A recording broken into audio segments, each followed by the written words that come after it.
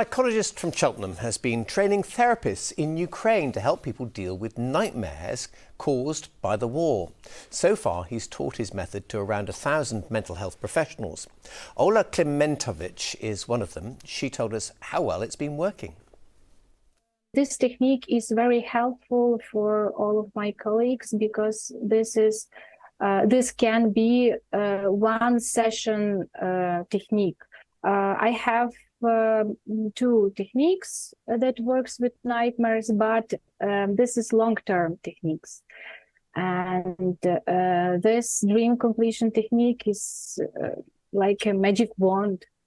Well, let's hear more about that magic wand. Justin Havens is the one who taught her, and he's with me on the sofa now. You're very welcome. First of all, why did you decide to get involved with the conflict in Ukraine? Well, simply that where there's trauma, there are nightmares and sleep disturbance. And as a therapist specialising in trauma, I've developed some of my own techniques to help treat people with nightmares.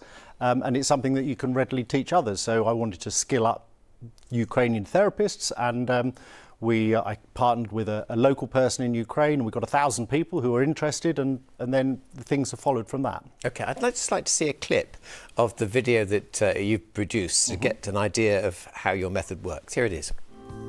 The first thing I want you to remember is that you have power over your dreams and the kind of sleep you experience. Even if your nightmare is about something from real life, however awful, that event is in the past. What's happening in your sleep is just a dream. Most importantly, it's your dream. You're in charge. So it's okay for you to decide to change what happens, and there is nothing to fear in your dream.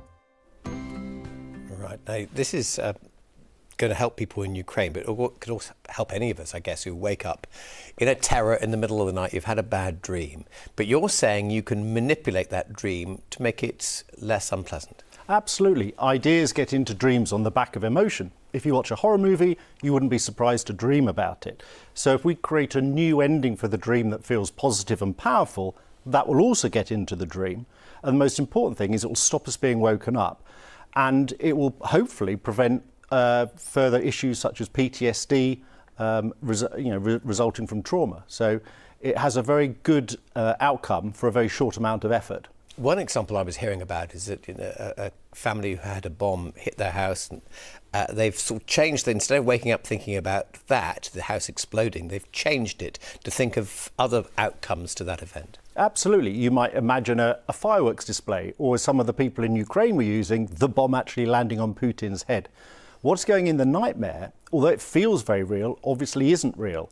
So when you're sort of observing it from the outside, you get the sense that you can manipulate it. And that's why I needed to create the video, which we translated into Ukrainian, to help people change their perspective on nightmares. So they don't feel powerless, they actually feel powerful and can do something about it. So how do you actually do that? When you've woken up in a sweat and you've been worried, how do you actually change that perception? Well, what we do is we do it preemptively. So we go to sleep thinking of a new dream idea, thinking this is what I want to happen in my dream.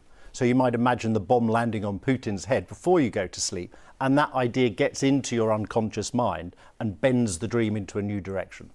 Well, that's fascinating. Thank you very much. I'm sure a lot of people will be trying that tonight. Very nice to see you. Thanks for coming in.